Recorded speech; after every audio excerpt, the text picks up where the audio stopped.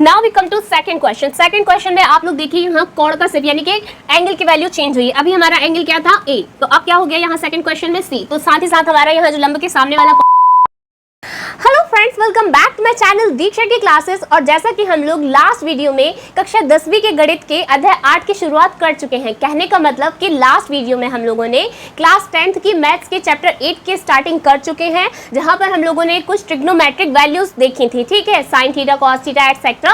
कहने का मतलब कुछ हम लोगों ने वहां पर त्रिकोणमितीय मान देखे थे, है ना। और कौन किसका विपरीत मतलब कि ऑपोजिट होता है वो भी हम लोगों ने वहां पर सीखा था, और जो कि हमारे यहाँ पर काम पड़ने वाली। और साथ ही साथ हमने ये भी देखा था कि वहां समकोण त्रिभुज है ना, कि क्या होता है। तो समकोण त्रिभुज जो है ना, वो हमारे हर क्वेश्चन में यहाँ सबसे पहले तो यूज होने वाला है। ठीक है, और साथ ही साथ वो एंगल कैसे चेंज होता रहता है, या साइड जो मैंने आप लोगों को समझाई थी वो यहाँ पर काम पड़ने वाली। तो लेट्स सी। सबसे पहले तो हम स्टार्टिंग कर रहे हैं आज प्रश्नावली यानी कि एक्सरसाइज 8.1 यानी कि 8.1, और जिसका हम लोग प्रश्न क्रमांक पहला यानी कि क्वेश्चन नंबर 1 सॉल्व करने जा रहे हैं, यानी कि हल करने जा रहे हैं। सो लेट्स सी क्वेश्चन कि in triangle ABC right angled at B. सबसे पहले त्रिभुज एबीसी में जिसका कोण बी जो है क्या है, समकोण है। ठीक है, और AB is equal to 24 centimetre, BC is equal to 7 centimetre. मतलब AB is equal to 24 centimetre और BC is equal to 7 centimetre, 7 centimetre. ठीक है, तो हम लोगों को डिटरमाइन मतलब कि निम्नलिखित का मान ज्ञात कीजिए। किसका? नंबर 1 क्वेश्चन है यहाँ पर साइन ए कॉस ए का, और दूसरा साइन सी कॉस सी। अभी आप देखिए यहाँ पर कोण के यहाँ पर जो मान है साइन के साथ में और कॉस के, ये चेंज हो रहे हैं, है ना। ये यहाँ पर एक बार ए है तो एक बार सी है। ठीक है, यहाँ भी निम्नलिखित का मान ज्ञात कीजिए। कहने का मतलब साइन ए कॉस ए, और दूसरा क्वेश्चन है साइन सी कॉस सी। मतलब यहाँ पर भी और वहाँ दोनों क्वेश्चन तो एक ही सबसे पहली चीज। ठीक है, तो दोनों में आप लोग ध्यान से देखो क्या हो रहा है, साइन और कॉस के जो कोण के मान है वो चेंज हो रहे हैं। और अगर वो चेंज होंगे तो हमारा जो त्रिभुज है ना वो भी यहाँ पर थोड़ा सा चेंज होगा। मतलब जो भुजाएं हैं वो भी क्या हो जाएंगी, थोड़ी सी इधर उधर हो जाएंगी। तो सबसे पहली चीज इन क्वेश्चंस में हमको यूज क्या करना है, पाइथागोरस थ्योरम। ठीक है, आपको याद रखना है कि जब भी आपके पास में ऐसा क्वेश्चन आएगा राइट एंगल ट्राइंगल और दो भुजाएं दिए, देखो तीसरी भुजा गायब है ना। एक AB दी है, दूसरी BC दी है, और CA तो है ही नहीं हमारे पास। सिमिलरली यहाँ भी वही है, और कोण हमको बताया गया है कि B पर बन रहा है। इसके अलावा हमारे पास कोई इन्फॉर्मेशन नहीं है तीसरी भुजा की। तो उसके लिए हमें सबसे पहले तो त्रिभुज बनाना पड़ेगा, क्योंकि समकोण राइट एंगल्ड बोला है ना, तो त्रिभुज भी हमें पता है कौन सा बनेगा, राइट एंगल।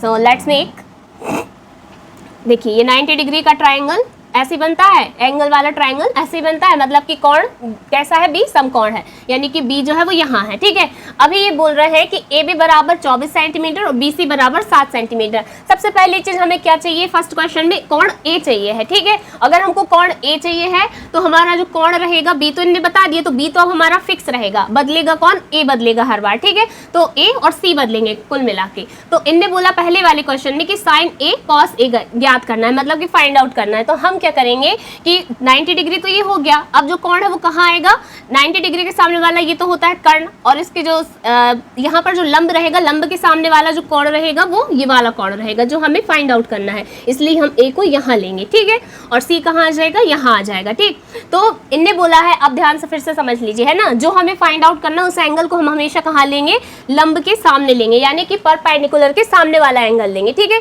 तो परपेंडिकुलर यानी कि ये क्या है हमारा, परपेंडिकुलर यानी कि लंब, तो लंब के सामने जो एंगल है वो क्या होगा, हमारा वही कोण होगा जो हमें फाइंड आउट करना है। ठीक है, तो इसलिए अब हमारे पास A यहाँ रहेगा, C ऊपर रहेगा और B हमारा फिक्स रहेगा, क्योंकि इन्हें पहले बोल दिया कि जो राइट एंगल है वो कहाँ पर बन रहा है, B पर बन रहा है, यानी कि समकोण जो है वो कहाँ बन रहा है, B पर बन रहा है। ठीक है, तो ये चेंज नहीं होगा, चेंज कौन होगा, ये लंब के सामने वाला एंगल। ठीक है, अब हम आते हैं इनकी भुजाओं पर। तो AB बराबर हमें कितना दिया है, यानी कि AB इज इक्वल टू कितना दिया है, 24 सेंटीमीटर। ठीक है, और फिर हम आते हैं BC पर। तो BC की वैल्यू कितनी दी गई हमको, 7 सेंटीमीटर। मीन्स हमारे पास कौन नहीं है यहाँ पर, CA यानी कि AC नहीं है, तो हमें यही फाइंड आउट करना है। तो सबसे पहले तो ये जब निकलेगा तभी तो हम इनकी वैल्यूज फाइंड आउट कर पाएंगे। ठीक है, तो हम यहाँ पर क्या लगाएंगे, पाइथागोरस थ्योरम। तो हम यहाँ लिखेंगे इन ट्राइंगल ABC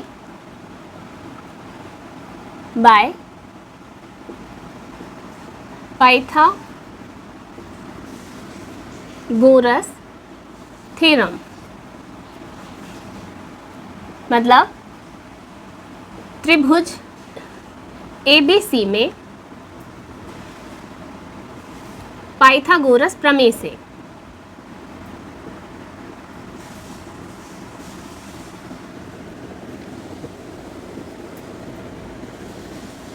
ठीक है, इसको छोटा छोटा लिख रही हूँ मैं, पाइथागोरस प्रमेय से अलग ही लिख देती हूँ, है ना।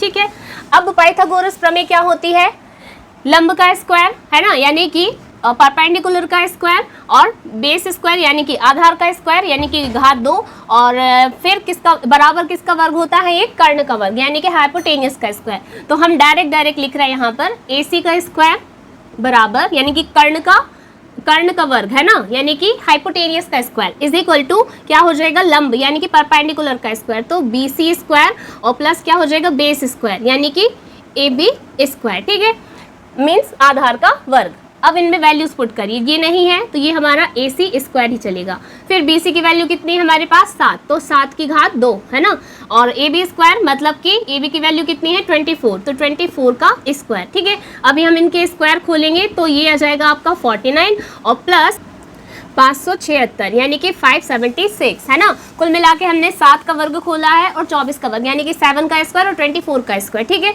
अभी AC square is equal to हो जाएगा, इन दोनों का सम जो है वो कितना आ जाएगा 625 यानी कि 625, और ये जो है ये किसका स्क्वायर रूट होता है यानी कि वर्ग होता है, ये होता है। सबसे पहले तो हम यहाँ से इसका स्क्वायर हटाएंगे तो इनका स्क्वायर रूट लग जाएगा यानी कि करनी लग जाएगी। ठीक है, और ये किसका वर्ग होता है, ये वर्ग होता है 25 का, है ना, 25 हम होता है 625 यानी कि 25 मल्टीप्लाई 25 करोगे तो इज इक्वल टू आता है 625, इसलिए हम इसको किसका स्क्वायर रूट लिख सकते हैं 25 का। ठीक है, तो ये आ गई हमारे पास में AC की वैल्यू। ठीक है, अब आपके पास AC की वैल्यू आ गई। अब इसके बाद क्या करना है, ध्यान से देखिएगा। सबसे पहले मैंने आपको कुछ मान याद कराए थे कि sine theta is equal to कितना होता है, परपेंडिकुलर अपॉन हाइपोटेनियस यानी कि लंब बटे कर्ण। तो इसीलिए ये क्या हो जाएगा हमारे पास हम सबसे पहले इधर निकालेंगे क्या, साइन A, तो sine A is equal to होता है परपेंडिकुलर अपॉन हाइपोटेनियस यानी कि लंब बटे कर्ण। ठीक है, अभी लंब का मान देखते हैं, तो लंब क्या है हमारा BC, और BC की वैल्यू कितनी है 7।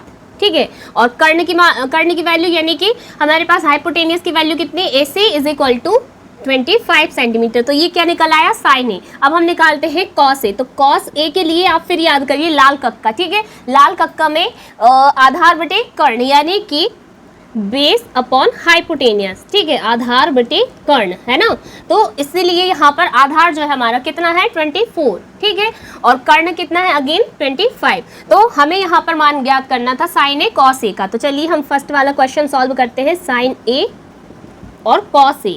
ठीक है, is equal to sine A की वैल्यू कितनी आई हमारे पास में 7/25।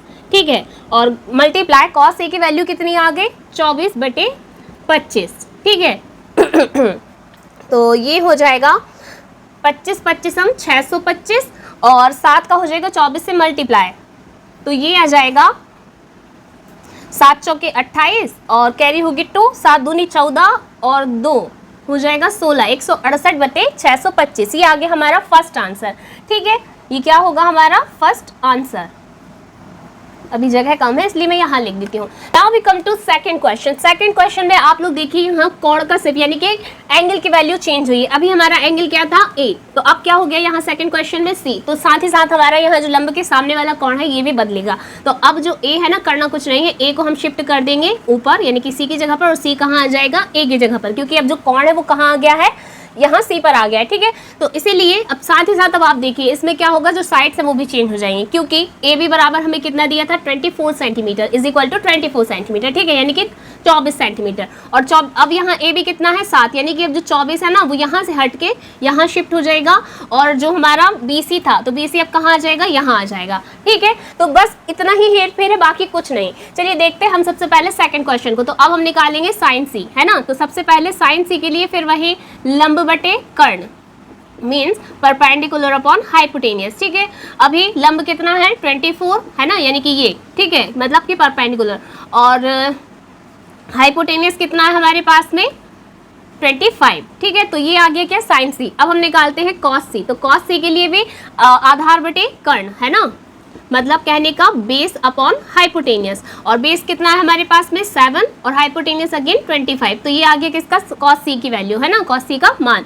तो हमें निकालना था क्या साइन C और कॉस C। ठीक है, मतलब कि साइन C की वैल्यू कितनी है हमारे पास में 24/25, और ये कितना है cos c is equal to यानी कि cos c का मान कितना है 7/25। आप इनका मल्टीप्लाई करेंगे तो ये फिर से 168 आएगा ऊपर, यानी कि 7 का 24 से और 25 का 25 से होगा गुणा, ठीक है। और यहाँ आ जाएगा 625, ठीक है। तो कुल मिला के किसका आंसर आ गया हमारा सेकंड वाला, ठीक, मतलब कि सेकंड वाली जो वैल्यूज हमको फाइंड आउट करनी थी उनका।